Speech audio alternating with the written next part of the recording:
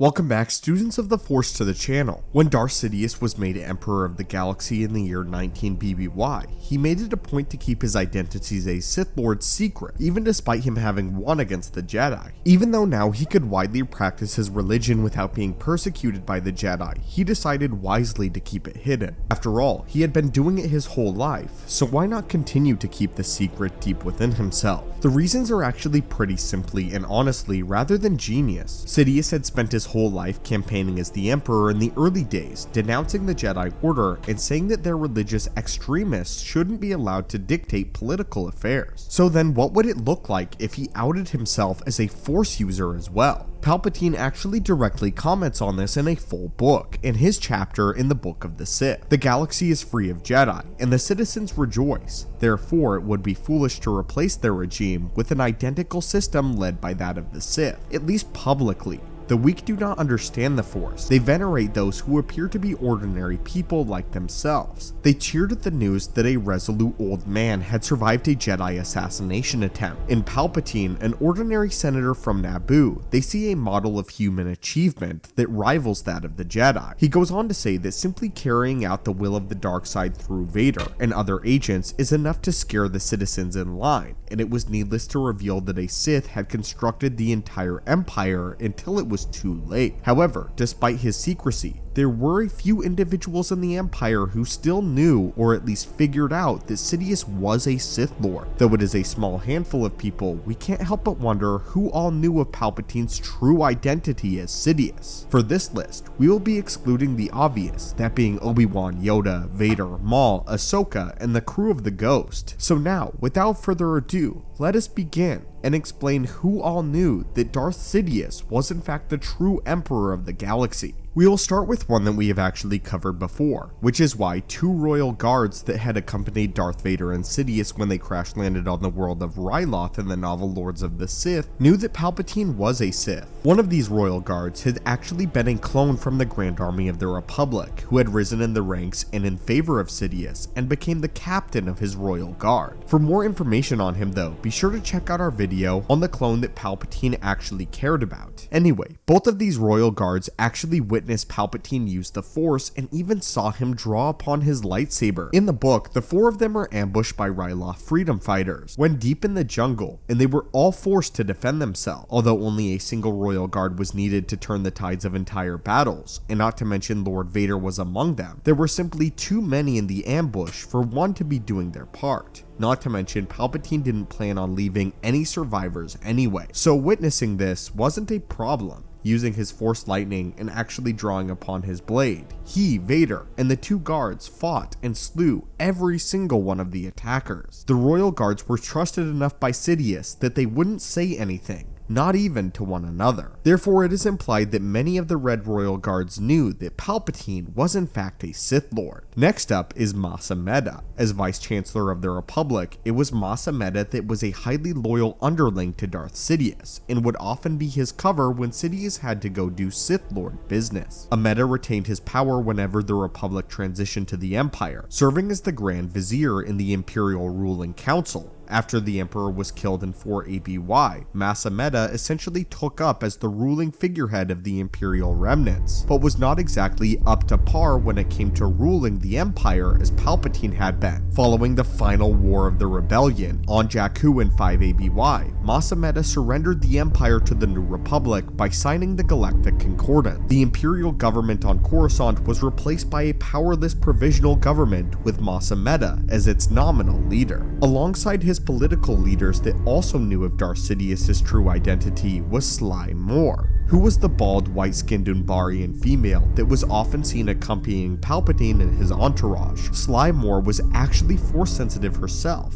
and not only that, but was an adept as well. She would actually use her power to manipulate the masses in the Senate Hall whenever Palpatine gave his speeches. Alongside Mas Amedda, she also helped keep Sidious's cover story whenever he had to lead into his double life during the Clone Wars. During the reign of the Empire, Sly Moore had actually been conspired against Vader, planning to kill him as she claimed that she was loyal only to the Emperor and not to Darth Vader and did not trust him. Though she was thwarted by Vader and found out after she attempted to assassinate him, it wasn't known what happened to her afterward, but no record of her death has ever been found. Unsurprisingly, other individuals that knew were Thrawn and Tarkin. Tarkin himself actually never received a confirmation, as he simply deduced it around that time, as he also deduced that Darth Vader was Anakin Skywalker. Though Thrawn was wise and kept his assumptions to himself and never told another soul, Thrawn knew of Sidious as the Emperor and had actively spoken to Vader and Thrawn about his visions, which can be found in the novel Thrawn Ascendancy. It is unknown if all of the Imperial advisors actually knew of Sidious's secret and its true identity though, but we know for sure that one of them did. A group that is not often talked about, the Royal Advisors, were a group of older men who wore Naboo fashion and can be seen in the background of the Emperor's chambers on the second Death Star in Return of the Jedi. These men actually held a great margin of political power and were in charge of governors and appointing Moffs. However, despite their titles, they never actually advised Sidious on anything whatsoever, and he made sure to remind them that he was the one in control. Sidious needed no counsel other than his own. We do not know if any of all of the survivors knew of the Emperor's true secret, but we do know again that one did. This advisor's name was Yupe Tashu, who was actually a dark side scholar and a Sith cultist, though he did not have the power of the Force himself. That actually concludes our list. What's surprising about this is exactly how few people actually knew that Palpatine was in fact a Sith Lord, as it's roughly the same amount of people that knew that Darth Vader and Anakin Skywalker were one and the same. This is a very well kept secret within even the ranks of the Empire, and this is something that was exceedingly well kept. Others have speculated, such as Mon Mothma and Bail Organa, knowing that Sidious was in fact a Dark Lord, with Bail perhaps hearing it from either Yoda or Obi-Wan, and Mon Mothma perhaps hearing it from the crew of the Ghost, though we can't say for sure, as the Rebel Alliance was most likely in the dark about this information. But what do you think, friends? Are there any that we missed? Be sure to let us know your thoughts, as well as what you think about this in the comments down below.